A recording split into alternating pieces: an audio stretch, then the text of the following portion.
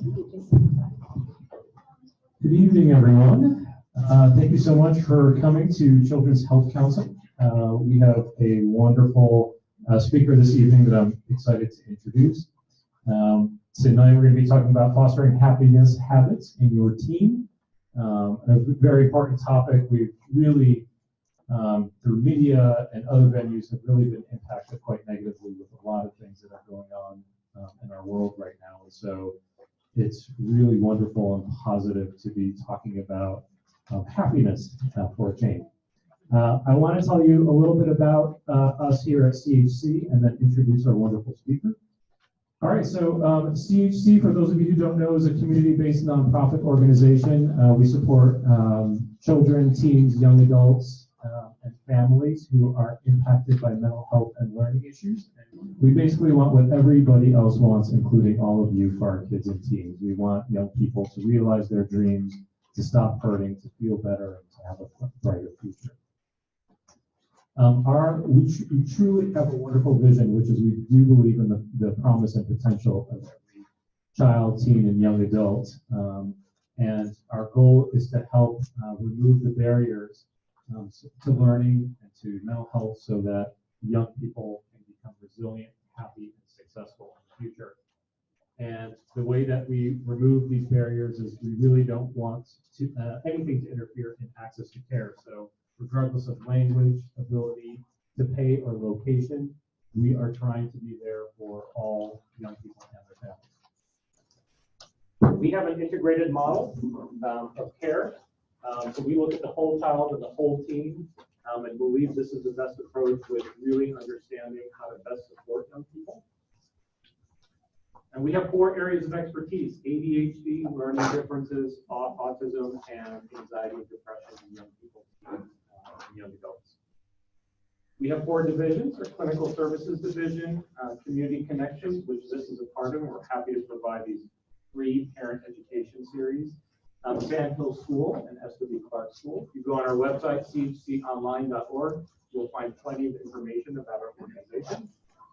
And of course, we are a safe space for young people who identify as LGBTQ+. All right, I want to introduce Randy Taran. I met Randy many years ago and have just really been impressed with the work that she's done, how far-reaching the work has been, and I was honored when Randy asked me to be on the advisory council for Project Happiness. So there's so much good stuff that she's doing, and I really want to, I need to read this because it's so important and it's so impressive. So it's going to be a little bit long, but I want to give due honor to Randy and all the work that she's done. So Randy is the founder and CEO of Project Happiness. When her own child was suffering from stress and depression, this ignited a passion to share the best resources to help others facing similar challenges. She's the co-author of the Project Happiness Handbook, bringing the best of positive psychology, neuroscience, and mindfulness to youth. The book has become the backbone for leading social and emotional learning curriculum, serving students, teachers, counselors, and coaches in every state and over 120 countries. Randy produced an award-winning documentary, Project Happiness, which brought together young people from 3 continents to ask one question: what is the nature of lasting happiness? They interviewed George Lucas, Richard Gere, neuroscientist Richard Davidson, and ultimately had an unforgettable private audience with the Dalai Lama. Through Project Happiness, Randy's dream of empowering people with the resources to create greater happiness within themselves and the world is coming to life. With a following of over 2.5 million people on social media alone, messages of hope and science-based strategies for greater well-being are reaching people when they need it the most. In these stressful times, enhancing and tapping into our inner resources is more important than ever. Randy, who is thrilled to be doing this work, speaks regularly on well-being and living your best life, areas she covers on her regular blogs in the Huffington Post and in weekly videos on Facebook Live. She lives near Palo Alto with her family and well-loved dogs. Randy is a Yoga Alliance certified teacher who holds her MBA in International Business and Marketing from New York University. She knows deeply that greater happiness is possible and everything you need is inside of you. Without further ado, Randy Taran.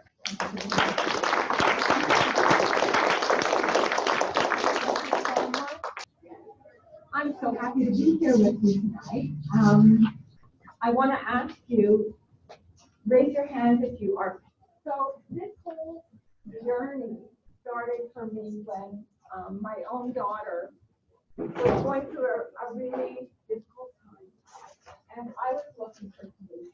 So when we were sitting across the kitchen table from one another, and she said to me, looking up, "Mom, I'm stressed out. I want to be happy, but I don't know."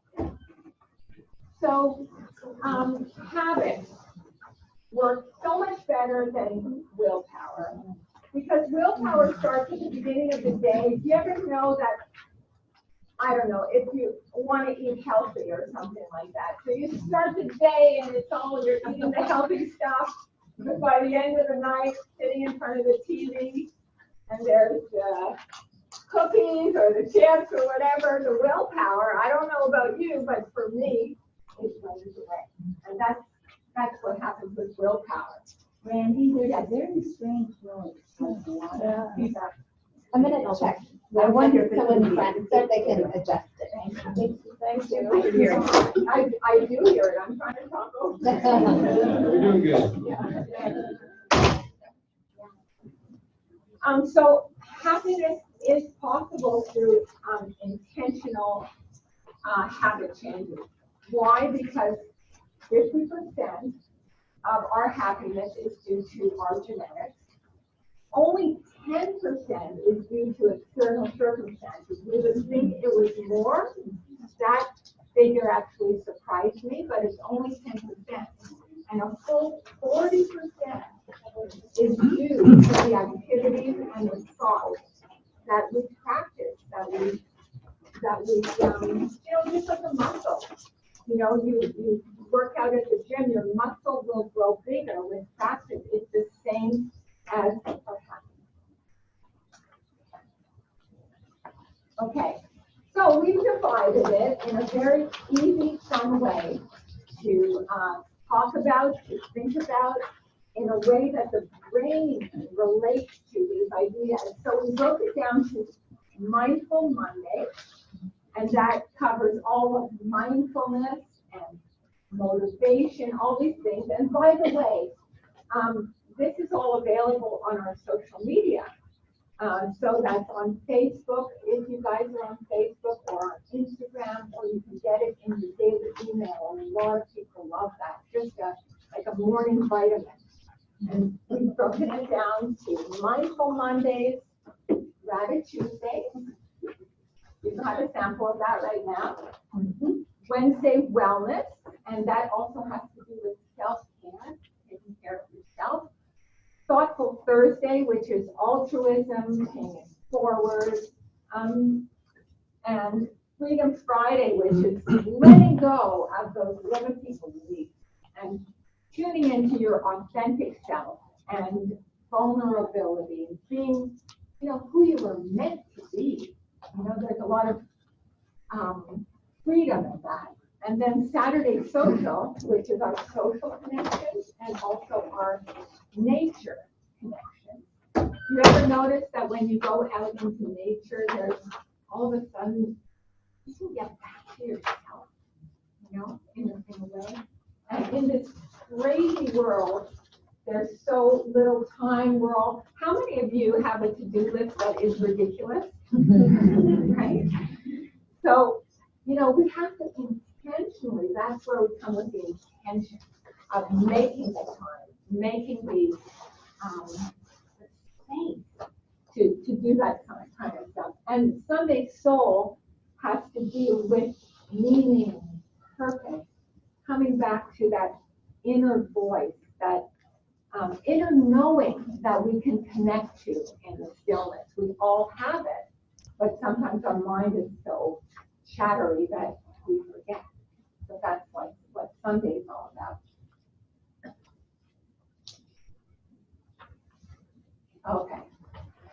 One of the things that is so challenging these days is the focus on performance, scores, testing. How many of you are feeling that kind of pressure with your kids, with your families?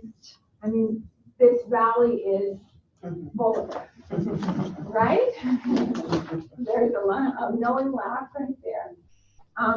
And the thing is, what's that? I said full of it is a good way to say it, Yeah. actually. No, honestly, and I encourage you as parents to challenge that, because it doesn't have to be that way. You know, I mean, I remember when my youngest daughter was growing up and everyone was taking a zillion APs and working for the test, and in this fear, this massive fear mentality of, oh my God, I've got to get into these 5 schools, or, you know, if I blow this test, my life is over. You know, that's not the truth, you know, and we have to give our kids and each other as a community a bit of a wake-up call, you know, a little reality check here, because there's a school for everyone, and kids thrive when it's not because of the test score, it's connecting with their inner resources, which they all have. But sometimes in school that can be dampened down, that can be pushed down, their uniqueness, you know, that spark can be disregarded in exchange, you know, for getting those scores or doing what they're supposed to do to fit into that track. You know, so we can question that. And also the idea that challenges and full engagement, it's not to say challenges are a bad thing, they actually make your brain grow. So I'll tell you a story about a high school in the Bronx. Anyone familiar with Carol Dweck's book on mindset? Yeah, it is fabulous, and I really recommend it to everyone. And we're going to be doing a whole exercise on growth and fixed mindset here. But there was this school in the Bronx, and one of these new graduates from Carol Dweck went out there very idealistic. I'm going to teach all these kids growth mindset. And they were the bottom in math scores, the very bottom. And so it was, you know, it was kind of a hopeless thing. The administration had given up on them, and worse yet, the kids had given up on themselves. So she came in and she started telling them that when you face a challenge, it's not that you don't know it, it's not that you are dumb, it's not that, you know, you can't do it, it's you don't know it yet. Yes, such a magic word, yes. And when you practice, not only will you learn it, your brain will become stronger. So that way they learn to look at challenges in a whole new way, that, you know, it was something that would strengthen them in time, right? Long story short, they ended up at the top of their math scores within the state, and this is a true story. So that's unbelievable, that's fantastic. Another point I want to talk about is perfectionism. What can I say? Where do I begin? In this society, in this valley, in social media, there's such an emphasis on perfectionism and on this false sense of the perfect life. And, you know, is it reality when all you show is the beautiful vacation photos or the perfect family? Or come on, we all know that everybody is spending hours just choosing the right picture and then photoshopping it and so on. So, you know, we have to kind of look at that. And what perfectionism does is it creates anxiety in a lot of kids. And there have been recent studies is that kids, through their exposure to social media, are, much more anxious, much less happy than they were. Because imagine, you look at it and then you just focus on what you don't have in your life, or that you are less than someone else. And do we really want to be feeding that into our minds over and over? I'll tell you another little story. There's a book that I was reading where the doctor, who's from England, was talking about, he had this patient, Devin. So Devin came to him. He was admitted into the hospital. He was cutting, and he was there for some, to get some antidepressants or something like that. And that's not to say that wasn't needed. Maybe it was, and there's good reason for that. However, there's a whole other area of lifestyle changes that we aren't regularly tapping into. So he said to Devin, gosh, I know you, I know your family, you come from a great family, what's going on? Come see me tomorrow, I want to think about you for a little bit. So he came back the next day and he said, Devin, would you be willing to do an experiment with me? Would you be willing to try something? He goes, well, what is it? Said, well, you are, doing a lot of social media, right? And he's like, yeah, of course. Said, would you be willing to do 1 hour less? Like in the morning before you start your day, just do 1 hour less.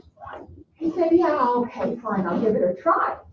So he came about 7 days later and he said, well, my life is not all unicorns and whatever, but, maybe I'm feeling a little bit better. Okay, good. At the start, can we try to increase it? Would you be willing? Sure. Okay, fine. 1 hour before bed, would you be willing not to? Okay, so over a period of 3 weeks, they increased it up to 2 hours, no social media in the morning, 2 hours at night. And Devin was feeling so much better. He actually was, just by not something that he was doing, but something that he was not doing. And then he came back and the doctor said, I've been doing some research and I want to show you something. And he started doing a graph that showed how, first he said, what are you eating? Typical teenage stuff, the junk food, whatever, sugar, whatever. And he showed him a graph that at a certain point when the sugar spiked and so on, he was having, less access to the learning centers in his brain and just that connection with his emotions. So he says, would you be willing to try? Okay, so he said, listen, you don't have to do it, but maybe if you have more healthy fats in your diet, like snack on nuts instead of the sugary stuff, and just modify a little bit, see what happens. So the doctor didn't see him again for a period of 7 months. So he said, I guess everything's coming along, otherwise it would be an emergency. Got a letter from his mom who said, I can't even thank you enough. Because with those little changes that made him want to do more. And now he's, doing weekend sports with his friends, and he has, clubs in school, and his grades are better, and it's like I have my kid, So these are the lifestyle changes that we're talking about, and it's very small, there are things that it's like, yeah, okay, that makes sense, but we don't really think of them. That's not the first thing that we think of. So my next point is don't build self-confidence, build self-compassion. Okay, we're all gearing, like we have to make our kids self-confident, and it's all about grit and perseverance and working hard and getting through those tests and, you know, dedication and perseverance. That's one part of the story. Effort is awesome, but it has to be balanced with self-compassion. So what is self-compassion?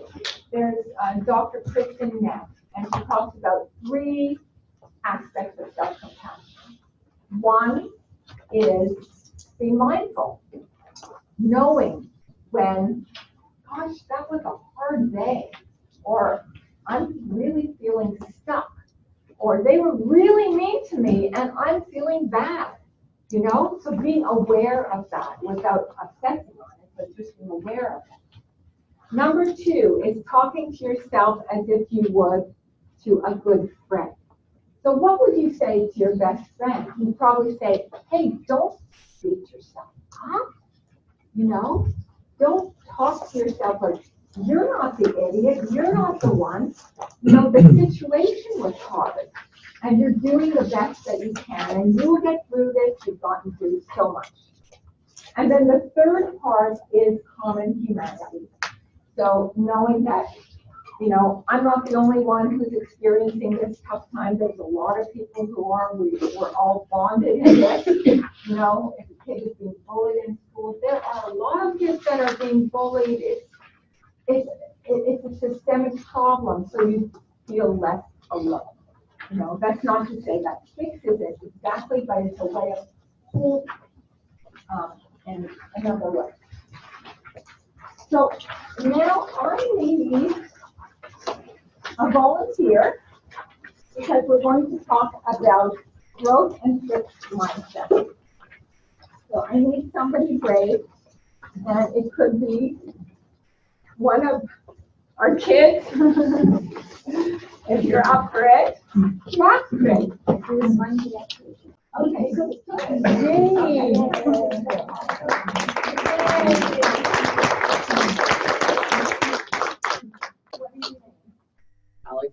Alexander, Kiana.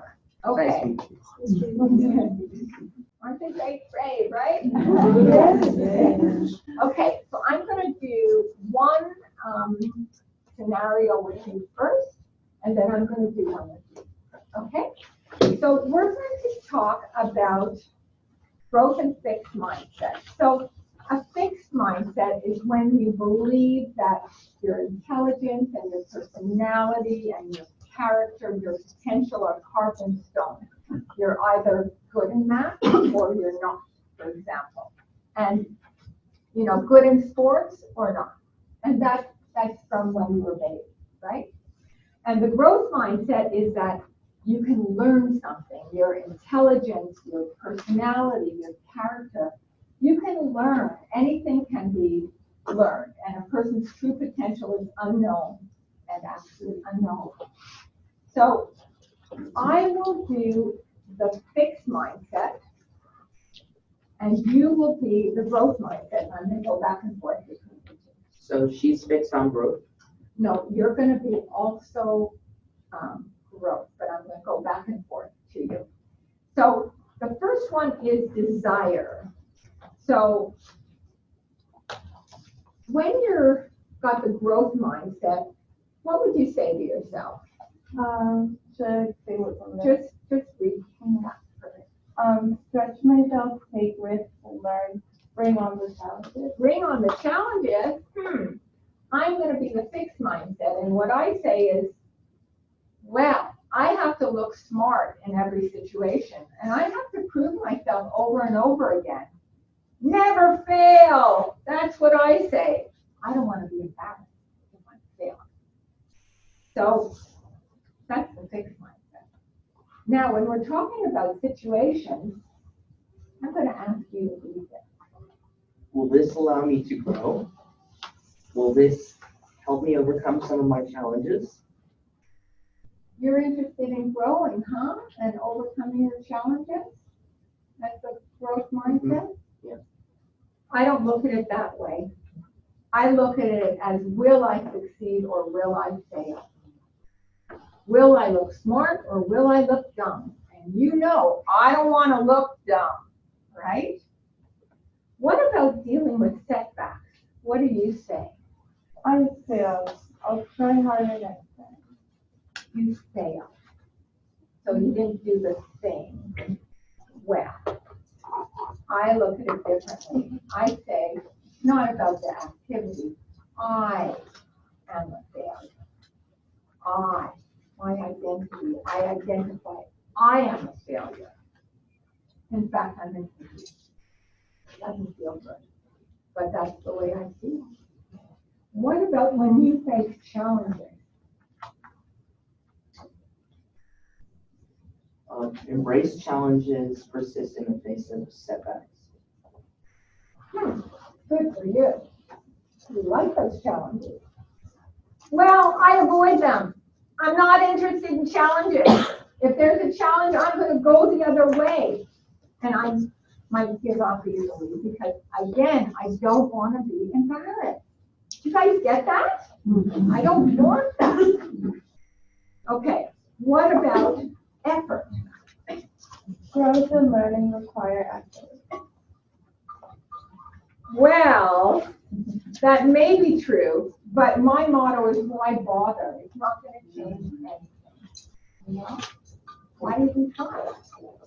And what about criticism? Learn from criticism. How can I improve? You want to improve? I avoid criticism. I don't want it.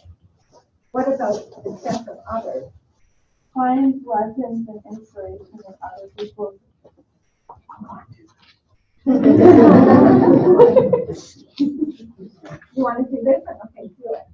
Feel threatened by the success of others. If you succeed, then I fail. Good job. And finally, I don't care anything about criticism at all. good job. You were good.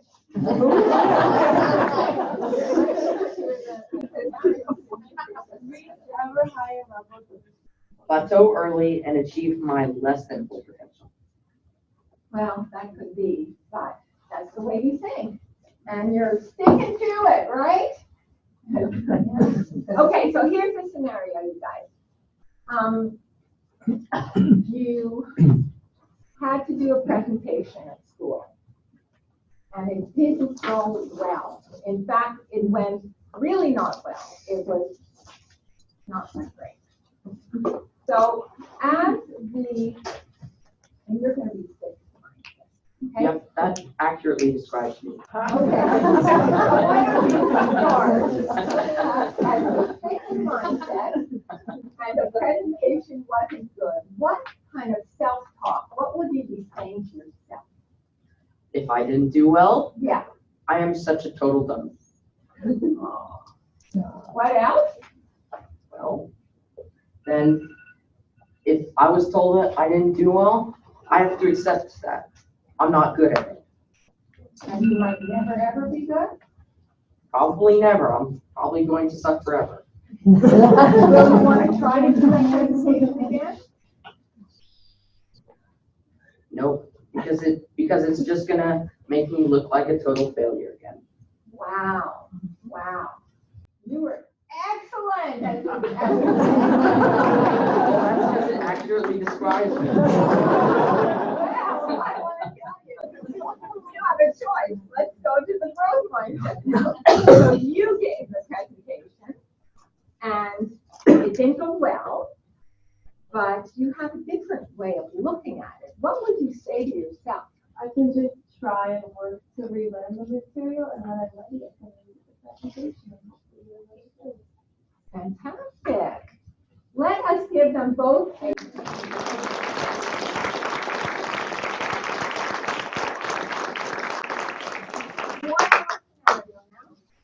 that is, you walk into the room and somebody looks at you funny. So and it makes you feel kind of like, what's up? You know? Yeah. So what would you think as a fixed mindset? Well, I know I'm a weirdo, so I better change how I look. Get a plastic surgery. Yeah. Yep.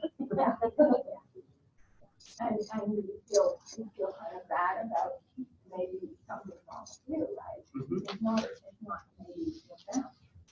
Very good. What about you? I would smile at them and focus on just being a better person for myself. I don't know. Yeah. Do you think it might be something might be going on with them? Yeah. Yeah. It might not be personal, right? Yeah. Let's give them a huge round of applause.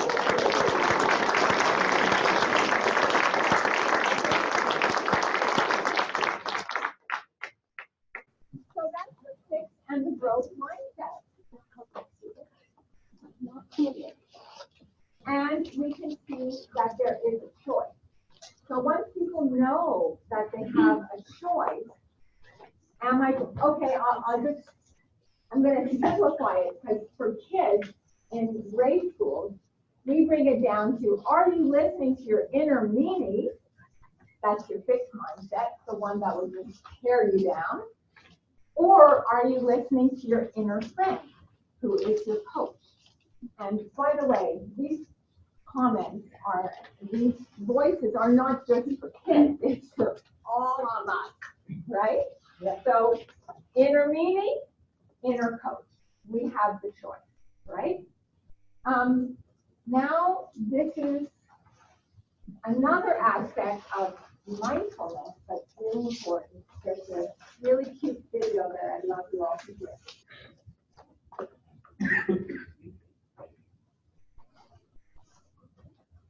Since you're watching this video, I'll bet you want to meditate but don't have time.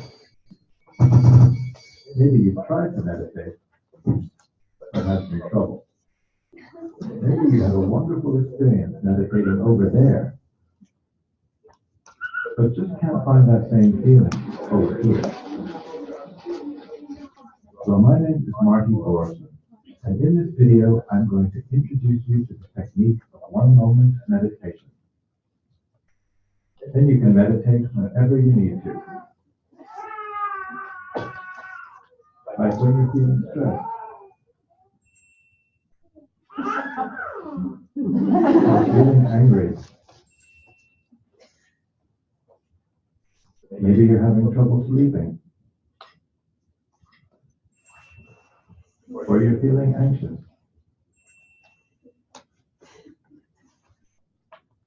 Or you just need a new idea. Although one-moment meditation is ultimately about meditating in a moment, we're going to start with a minute. We start with a minute because a moment goes by so quickly that it's very hard to notice. But a minute is like a moment with handles on it. We know where it begins and where it ends, so it's easier to grasp. If you're ready, we'll do the basic minute now. You might want to shut the door, or at least tell people you're not available for the next minute. You don't have to tell yourself a knot for this. Just sit with your legs planted firmly on the floor. Try to sit up straight, but don't be rigid. It's as if your head was being lifted up away from the weight of the world. Think of it as cosmic traction. Now put your hands in any position that's balanced, symmetrical, and still. Like this, or like this. During a minute, simply focus on your breathing, moment by moment. Of course, even in the space of a minute, you will get distracted. That's perfectly normal. It doesn't mean you're doing it wrong. But as soon as you notice that you're distracted, just think, and bring your mind back to your breathing. I'll ring a bell so you know when to start and when to finish. Ready? Then close your eyes. Oh, one more thing. It's okay to smile. And go.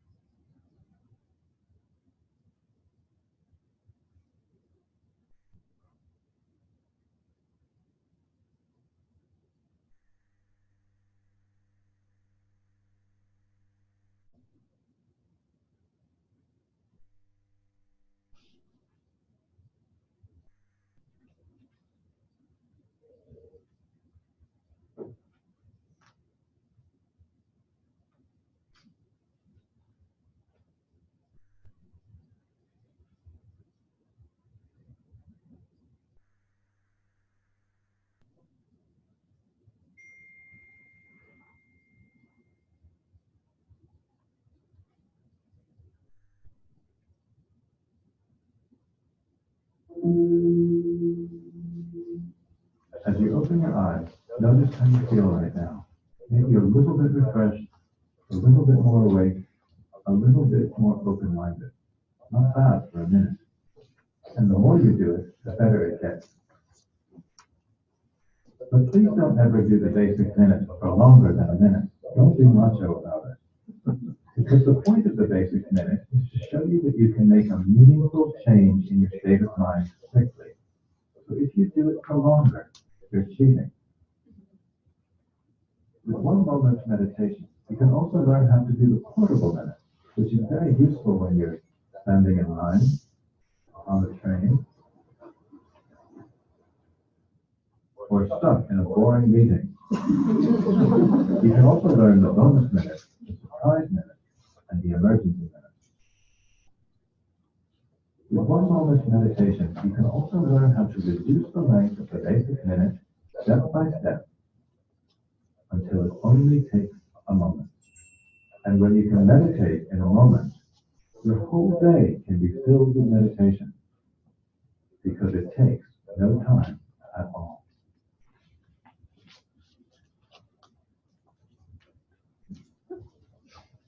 So how did you feel? Were you surprised that it was just a minute?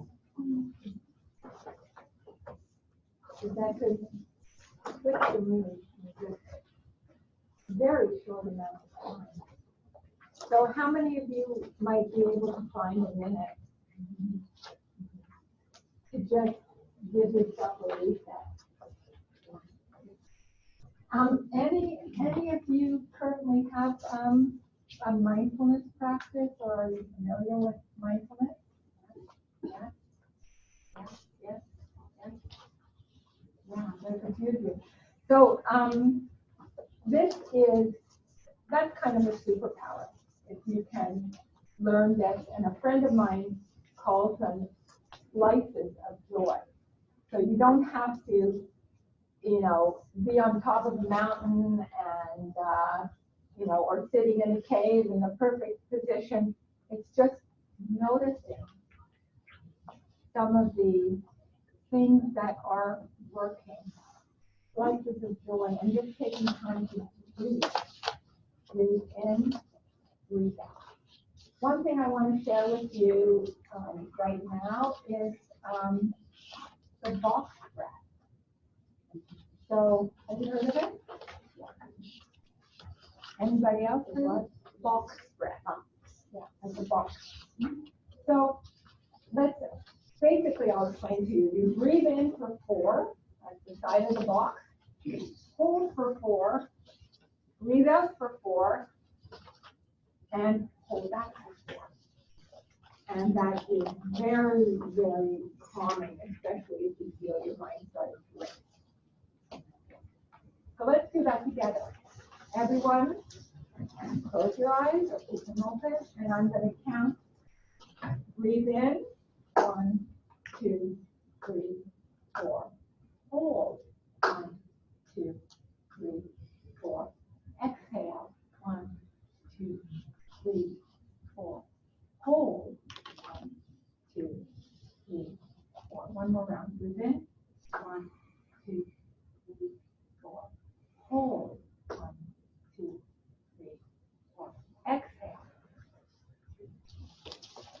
and hold. Gradually open your eyes. And that's something that is fantastic to just take the sting off an anxious moment. I'm going to give you one more breath that people seem to love to relieve stress. And that is called color breathing. So think of one color that represents peace to you, calmness, happiness. What is that color for you?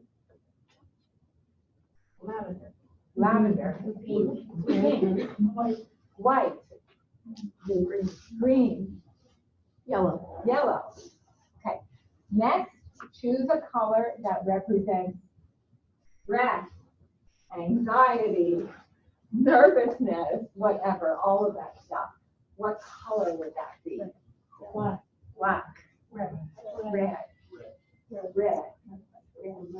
Red. Lots of red. Yellow.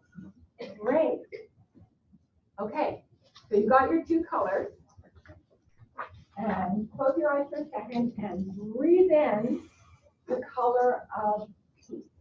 And feel it coming in from the bottom of your feet all the way up, past your knees, past your hips, activating every cell in your body, coming through your chest, your heart, radiating through your shoulders and arms and coming up your neck and filling your head with that beautiful, peaceful, joyous color. Hold it there for a second. And now we're going to reverse it and bring in the color of stress. And coming from the top of your head all the way down, it's almost like a magnet is pulling that color through your feet, pulling it through you so it leaves you. So it's coming down from the top of your head, past your eyes, your mouth, your neck. It's getting lower and lower through your chest, emptying out of your heart, through your torso. Now it's coming through your hips and down your legs, past your knees, through your ankles, through the soles of your feet, and going to the center of the earth.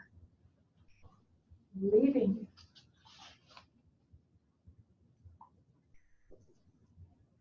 And then I'll ask you to open your eyes. You can do that one more time. Now bring in your color of joy all the way up, fill you up. And then you switch to the color of stress and pull it down. Feel it being pulled out of you, out of your cells, out of your body, right through your legs to the bottom of the earth. And that's something that you can do when you have, I would recommend you do that in traffic when you're driving a car, but you can do that. And those are just a few. There's so many ways. Has anyone ever seen these coloring books? Yes? It's kind of fun. They just take your mind off of what you're worrying about, and you just color in. It really helps your mind. It stresses me out because I have them and I don't use them. Oh. Where do you get them? On Amazon? Yeah, just Michael's. What's that? Michael's. Michael's. Yeah. What are they called? Mindful coloring book or just Adult. adult coloring book? Everybody has a different name. Yeah. And they have animals and they have Costco sells them. Costco. If it's at Costco, you know that it's catching on. Right. So that's kind of a fun thing to do. So, starting with our 7 habits, Mindful Monday. I want people from the audience to read this. Want to read? Sure. You are next. Every day brings a choice to practice stress. And reminded students that it be a master in that way. Yeah. I'm not sure. Good spot. Yeah, right? So, how many of you ever feel like your mind is your master? You're being hijacked by your mind, your emotions, right? Yes, it happens all the time. I'm going to give you an exercise by Dan Siegel, who is an amazing author if you can ever read any of his books, Dan Siegel. And he talks about flipping your lid. So, anybody familiar with this? Yes. Okay, we have some experts in the room, right? So, this represents the brain.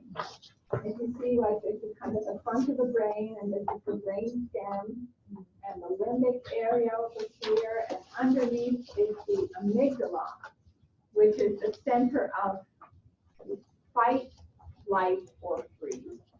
And we have kids calling it, oh my God, I'm having an amygdala moment. I feel it coming on, you know? So this is a way of looking, imagine that this is the brain. So the prefrontal cortex nestles over the lower brain. The upper brain just protects the lower brain and soothes it and tells it, no, we got this. It's okay. We can have choices. But then there are times when the emotions bubble up and bubble up and bubble up and bubble up.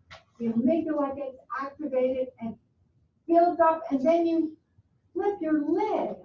And what happens when you flip your lid is that the upper brain, the cortex, can no longer available to soothe the lower brain. So that's when people are having their amygdala moment, and oh my God, my mind is hijacked by my emotions, right? And what are some ways you think to bring the upper brain back? Any ideas? Yes. Think about happy feelings. Beautiful. How old are you? We have a wise one in a small body. Thank you. Very good. What else? Breathing. Breathing. Beautiful. Any of those breathing exercises? What else? Go for a walk on the block. Yeah. Physical exercise. Get into your body and out of your mind. Anybody else? I think that an important thing for me is to become aware that this is happening to me. Yes. Because then I can choose to do something about it. I'm so glad you said that, because another thing that Dan Siegel has coined is name it to tame it. Name it to tame it. So if you can name what's going on inside of you, so you are aware of, oh, I'm feeling this anger start, oh, it's building, or else, oh my gosh, the fear, anxiety, Once you name it, it brings you to a point where you can make a choice, What am I going to do with it? I'm aware, right? Being aware of it. And it gives you choices, like you were saying, do some exercise, or breathe, or distract yourself, do something else. So that's very powerful. And moving on to the next one. You want to come and read it? Mindful Monday. Inhale courage, breathe. Inhale fear.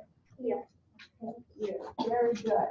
There is power in breathing deeply and in the words you say to yourself. When you need strength, practice this mindfulness exercise. Inhale a deep breath and say to yourself, courage, or I am courage. Exhale slowly and push out as much air as you can and say fear, or I let go of fear. You can do this in a quiet space, or even if you're in a room full of people. This mental exercise is your power and you can access it anytime. What is your name? Elia? Elia, let's give her a hand. There's something very relevant. There's something about saying that I am. I'm sick, you know. I am courage, you know. And another thing that I want to also say is that when people say, I am an angry person, you're not an angry person. You are someone who is experiencing the emotion of anger, which is coming and which is going. It's almost like watching a leaf go down a river. It comes and it goes. Or watching an image on a TV screen. It comes and it goes. Emotion means energy in motion. So you don't identify that, oh, I'm an anxious person, or oh, I'm an angry person. You are someone who is experiencing that emotion, which will come and which will go. Okay. Mindfulness, what is it? It's paying attention in a certain way. On purpose, we decided we wanted to be aware. In the present moment, you're not thinking about the future, you're not thinking about the past, and without judgment. So you're not beating yourself up if you go, oh my goodness, I can't breathe, or I can't think of nothing, it's not working, I'm really bad at this. It's not about that. It's about saying, okay, I'll come back to the breath. This is supposed to happen. My mind is supposed to wander. And then you bring yourself back. And that's mindfulness. Another lovely way of looking at it is as though you have a wide self inside of you. And by the way, we all do. We have that aspect within ourselves that is very wise and very knowing, and we can connect with that sometimes only in nature or in a quiet moment. How many of you have had that intuition about a person? You know there's something weird about them, right? And that's your intuition. That is your wise self that's telling you what you know. So it's like, looking into your head. I noticed that there's a lot of anger now, or there's a lot of worry now. It's putting like kind of a distance. You're looking at yourself. Again, that brings us back to name it, to name it, right? And that's another way of looking at mindfulness. Another way to master emotion is the acronym STOP. So S, stop. Don't lash out at others or yourself. Sometimes if we're having an amygdala moment, it's fight, flight, or freeze. It's the instinct is to lash out or freeze or run. Okay, don't lash out at others or yourself. Take some breath, back to the breath, to help you be aware and take charge of your emotions, exactly what you were saying. And observe, what is the message? This is so cool. What is the message within the emotion? So we think emotions happen to us, but they are actually giving us signals from our bodies to ourselves that something is a little off. Something needs to be course corrected. Maybe we're unhappy about something or afraid of something because something's not right about it. So instead of condemning that emotion, it's like, what if we actually respected it and listened to it? And what kind of clues is that trying to tell me? And then proceed, make a choice that makes the situation better. So all of this is about putting yourself back in charge of your happiness, of your emotions. Who said the next stuff? Okay, thank you, got it. Okay, relationships. How many of you are on your phone, more than a few hours a day? I know I am, So The challenge is to unplug and actually have a conversation. You know, sometimes when you're in the car with your kids, and that's the only time that you can actually have a conversation. So maybe there could be other times, like maybe around the dinner table, you have a rule that people turn their phones down or not, you know, look at their phones all the time. Also, identify and build on people's strengths. So your kids' strengths, for example, even your own. So many people do not know what their strengths are. Because we're not taught to think of our strengths, to identify them our strengths. We're taught to perform, but not to really know ourselves. Self-awareness, that's another superpower. And when you know your strengths, you can build on them. So I put here even video games. So if your child is like a genius for video games, don't squash that. I mean, you know, you could set limits to how much time, so they're not sleeping because they're on video games all the time. But you know, who knows what they'll be? They could be the next who knows what. You know, creating virtual reality or who knows? Elon Musk, who knows? So I want to read you something. With awareness, the power of the adolescent mind can be utilized to benefit oneself and others. It's the constructive side that has led to so many innovations that have transformed our modern world in art, in technology, and in music. This period of teenage years and early 20s is a time of great potential and great constructive power. The push against traditional ways of doing things and of thinking about reality can yield ways to think outside of the box and to enable new and creative ways of doing things to emerge. And with all the problems that the world is having, we need new solutions to old, antiquated ways that are no longer working of doing things. So for teens and for every individual, we need your brilliance, your creativity, and your energy. So to recognize that, to honor that, to encourage that. When my daughter was having a hard time in school and she was being bullied and the school was doing nothing, she had a little interest in soap making. So we kind of rallied around and turned our kitchen into a laboratory, and she made soap. And it was so creative, and it gave her a sense of identity and purpose. She actually ended up selling them in fairs, and now when she puts that on her resume that she had a soap business at the age of 11, people are like, whoa, I know you had this cool job, but tell me about that, you know? So that's the potential. We want to build on that. Okay, I need another reader for Gratitude Day. Yes.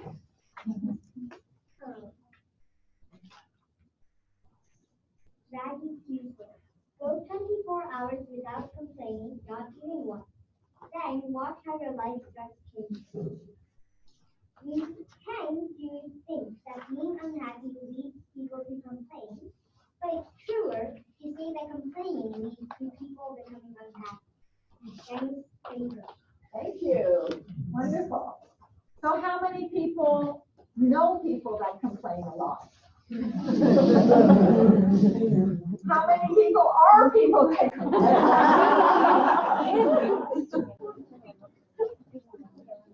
You know, we're just wired that way. Somehow we notice negative stuff. It's actually called the negativity bias.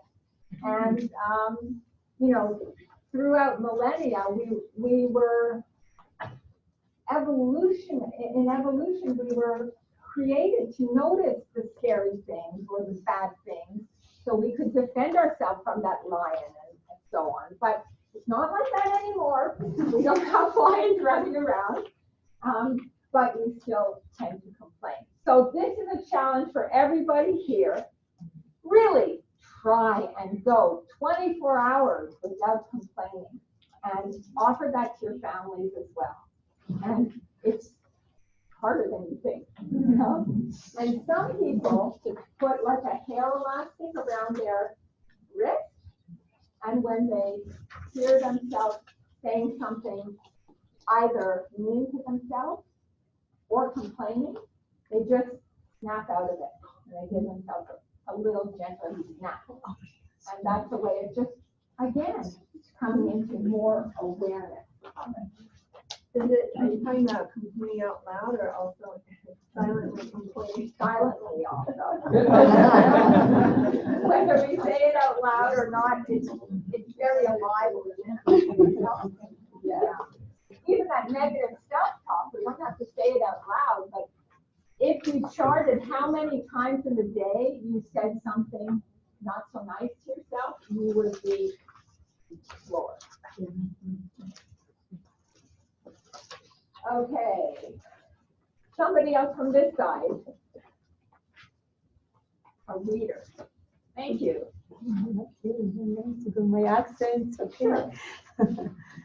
Gratitude says, there are many forms of love, but the love of being alive can produce the most joyous effect.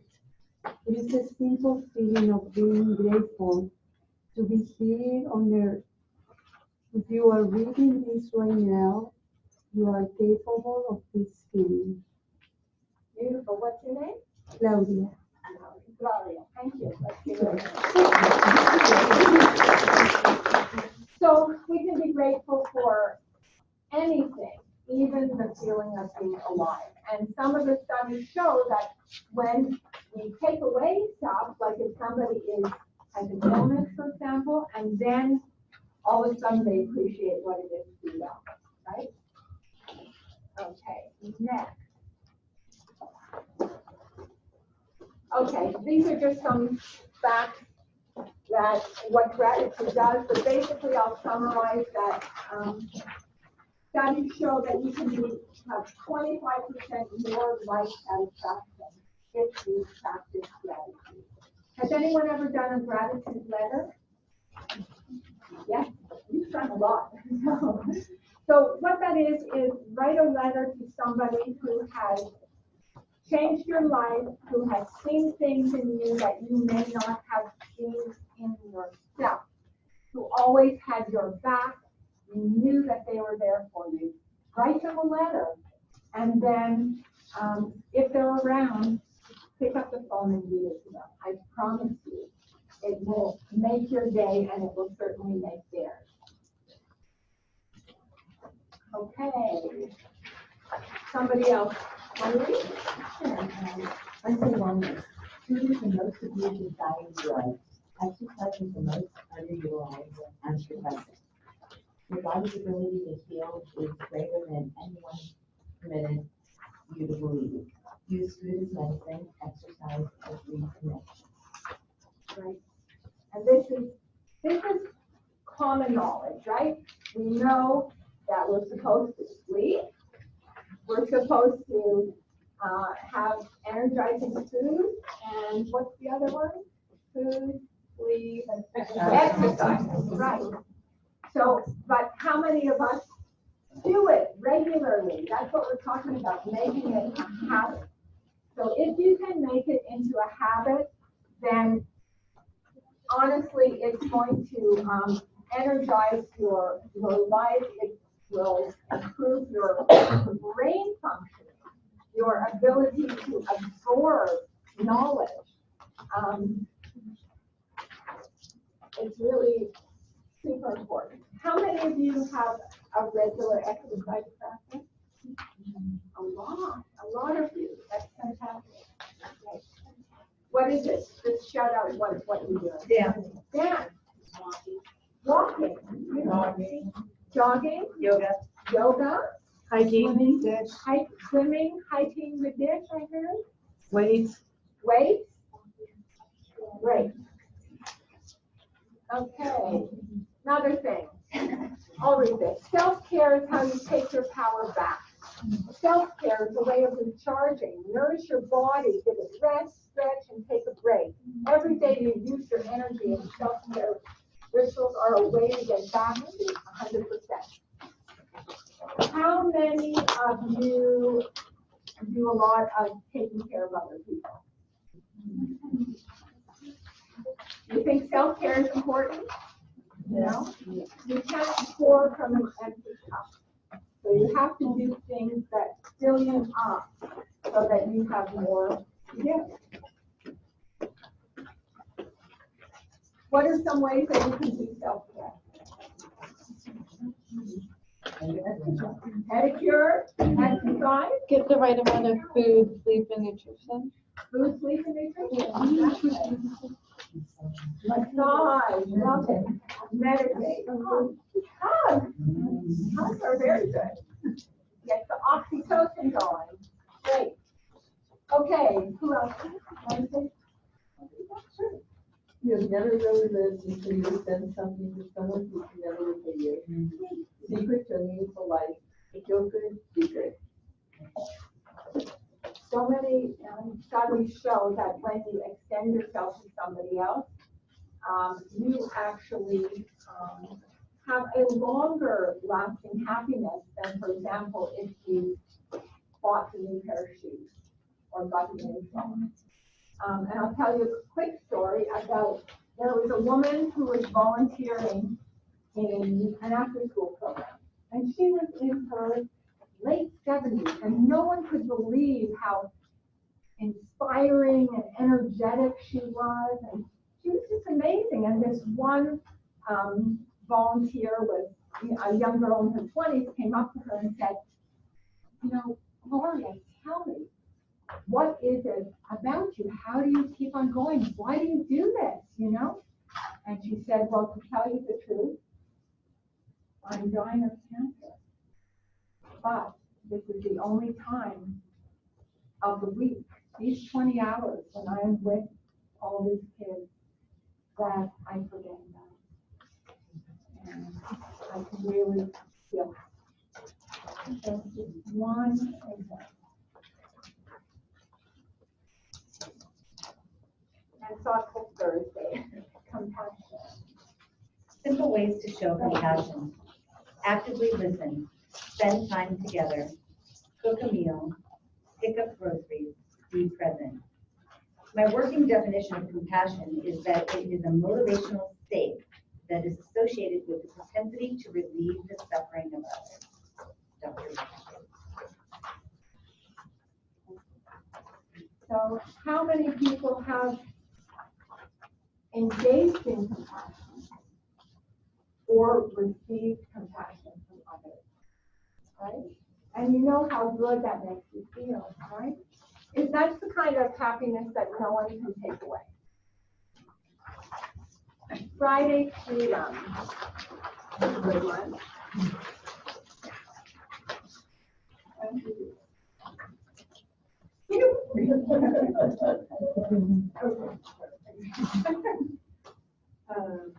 New rule, I will not should on myself. Can you remember who you were before the world told you who you should be? Challenge the myth of perfection.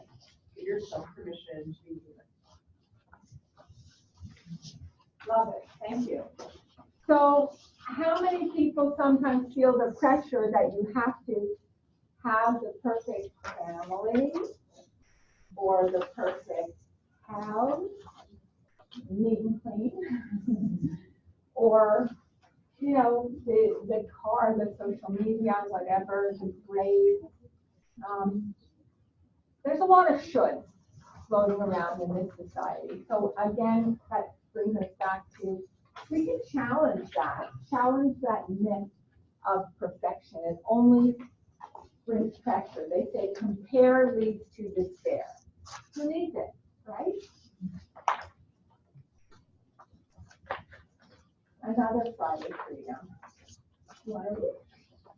Wow. You have to let go of what could have been. How? you should have acted and what you wish you would have said differently. Except that you can't change the past experiences, opinions of others at that moment in time, or outcomes from their choices or yours. When you recognize the truth, then you will understand the true meaning of forgiveness of yourself and others. From this point, you will finally be free.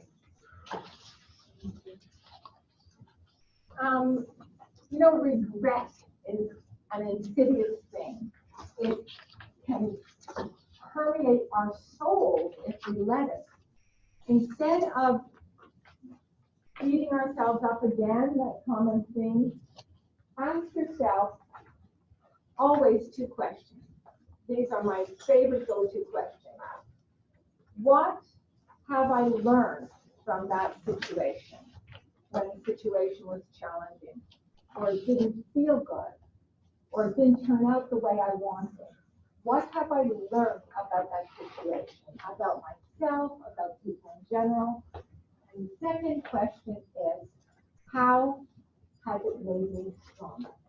Because when you know, you're not going to approach a situation like that the same way. It's like your antenna will be out, your intuition will be out. So everything, even the challenges, make you strong. So forgive, and when we forgive ourselves, we're not saying that what somebody else did was okay. That, oh yeah, I'm just going to forgive them and move on. Maybe it wasn't okay. Maybe they shouldn't be allowed to act that way. But we are forgiving the situation so we can move on. So we are not entrapped into that anger.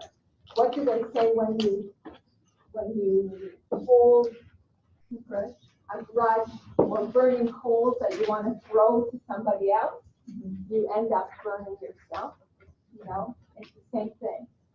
There's another, that forgiveness can make you stronger, and the lack of forgiveness can make you harder. Absolutely. And hard, as you mentioned, that leads to brittle, and the hard. And then Saturday social connection. We had a taste of that. Who else is dying to read this? Yes. In life, it's not where you go, it's who you travel with. Vibe with your tribe. Love and intimacy is at the root of what makes us sick and what makes us well. I'm not aware of any other factor in my life. Not diet, not smoking, not exercise. That has a greater impact. Me or myself. Beautiful. So we're wired to connect as human beings. We all need hugs. We all need love. We all want to feel like we belong. That we're respected. That we're with people that care about us. And that is so much more important than all of the other factors that we might weigh as higher.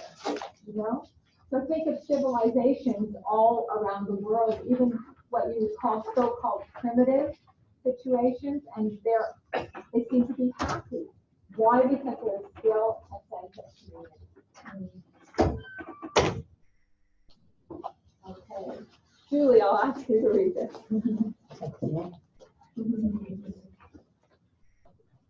Sadly social. Those who contemplate the beauty of the earth find reserves of strength that will endure as long as life lasts. Connecting with nature reminds me that we are part of a bigger universe. Thank you. That's really on my heart, so that's okay.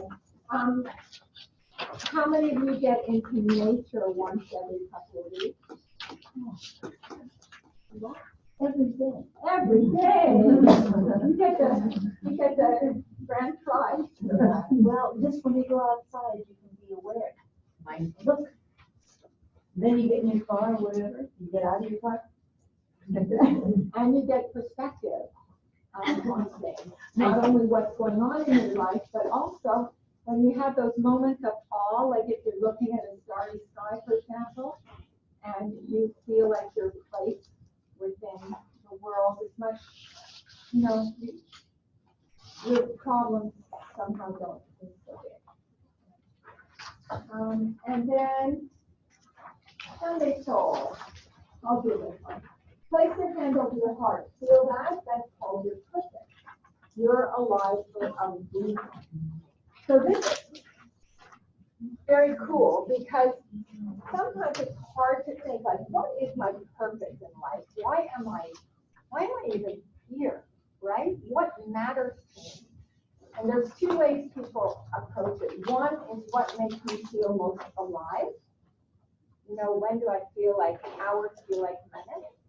And the other is like what touches me in a way that almost makes me cry. Like if there's a sense of injustice or something like that, and I feel I have to do something about that. That connects with purpose also. So there are 4 quadrants. One is you love it. You are drawn to that thing. And then you are great at it. That's where the passion comes in. If you are paid for it, that's awesome. That can become your profession. That's ideal. And if the world needs it, it can be like a vocation, like it calls you. And that's what I would really hope for everyone, and really for every kid, that they find what it is within their heart that makes them feel like, I just got to do this. This speaks to me. This gives me my reason. Really important. I don't think we spend enough time on that.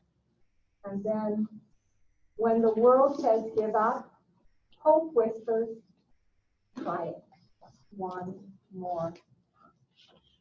We hear stories of people who have worked, for years on some type of passion project, and then they get discouraged, they give it up. But the person that just goes at it one more time, J.K. Rowling, found the book, publisher that would do it. It's just one more time. Try it one more time. And the thing is, we always have options. And this is what's so heartbreaking for some of the kids that are going down like this dark vortex. They lose sight that they have choices. So listen to the inner voice that comes to you in the stillness. That voice that knows all is well, that fills you with peace, that cheers you on. And that's the same, circles back to what we were talking about, your inner friend or your inner coach, as opposed to your inner meaning. Who are you going to listen to, right? Make that choice. And then we have something, action for purpose, which is getting into nature, getting into those moments of awe, where you experience the majesty of this world that we live in, and take pictures, send it to us. It just improves your well-being and your purpose. And then finally, one of our favorite books, which is don't ask what the world needs, ask what makes you come alive, and then go do it, because what the world needs is people who have come alive. And that's how it's generated. And finally, your happiness is important. It influences everyone around you. Some people think happiness is a luxury. Some people think happiness is selfish. It's the opposite. In order, they would say, oh, I have to be successful before I can be happy. But the research flips it on its head. When you tune into your happiness, you open up so many more opportunities to be successful and to bring all those good things towards you. And gratitude is a big, big aspect of that. So we are at Facebook, but you got all that in your thing. I really recommend you sign up for your happiness vitamin. And bring that into your mailbox every morning. You have it already? You gotta do I it. do want to show Jared a question. Sure, please go ahead. No, I was just wondering, do you ever speak at schools? Yeah. Like little schools? Yes, yes, with pleasure. I love to do that. Yeah, I'll give you a card after. Right. In fact, we have curriculum that is for K through 5 middle schools. We're also doing happiness high school programs, where we're, giving kids the tools to take agency in their life, be in charge of their own happiness, and that's kind of a club thing. And then this social media, which is for everyone, because you don't discriminate. Everybody needs a little happiness boost from, every once in a while. And then I'm just going to give you one more thing because it's so cool. And you can write this down. It's not in the slide presentation. It's called Tracking the 4 Rivers. And this is adapted from an anthropologist who went all over the world and found out what are the questions that every tribe, every civilization is asking. So rivers of inspiration. The first one is, the river of inspiration. Who or what inspired you today? And I'm going to ask you to choose one of these questions, and you could end with speaking with about it to your neighbor. River of inspiration. Who or what inspired you today? River of challenge. Who or what challenged me today? And how tolerant or resistant am I to the chaos? Then you have river of surprise, which is how did I handle surprise today? How did I handle any changes that I wasn't expected? And how much of my happiness is dependent on my routine? And then finally, river of love. What am I learning about love? What has moved me today, or what am I grateful for?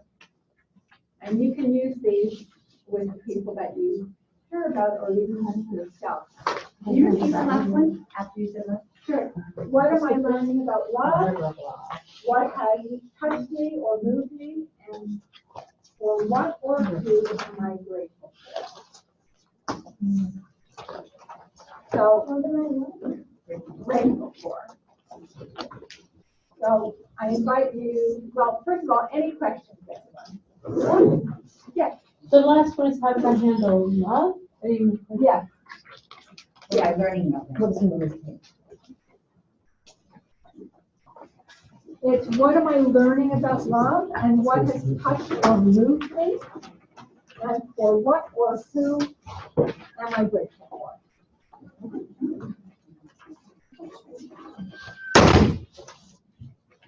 Questions, thoughts, inspiration? Yeah, I'd like to know, will on the, I check in with this, what I find with the teams where you're having these groups now? You spoke about The Happiness High School? Yes. I don't think it's on there yet. No, it's not yet. it's outside of the school, actually. I mean, it isn't during the school class time. It's not a class, it's a club. So that's what I want. Yeah, it's a club. It will be there. Yeah. Yes. Of course. Is there one habit that you guys like more than the other? Don't complain. Don't complain. Can you do that? Yeah. Good. I have a comment more than a question. So as far as being a parent and bringing this in, obviously the best way to teach this is to model it. Right? Obviously. Very good. And it's great if we can get in because before the puberty has ingrained the negativity in society. So it's great here. I'm hoping to ask maybe a couple of the kids in the room, but it seems like they've gone. A lot of us are here because our kids are not at the point where they're going to embrace this, and I would assume a lot of us are here because we're like, what can we do to repair? And so, where can we get the buy-in? Like my 12-year-old might go to a class and be, but my 14-year-old is already past that point with the scars and the. Yeah, I got you. Been there. So what I would recommend is get the book. I was wondering. Yeah, Thank you. I came in the late, Project sorry. Happiness Handbook. It's on Amazon. It's on our website. But don't say anything about it. Don't even say, I went to this talk and you should read this. Leave it in the bathroom. Okay? Leave it on the kitchen table. Don't say anything. And it's very colorful and it's fun and they'll pick it up themselves. That's what I would say. Don't push. That's the best. And you might just get the happiness habits in your mailbox, or they can do it on Instagram because a lot of kids are doing that themselves in groups or with their mom. It's counterproductive because we don't do so much, right? But we can.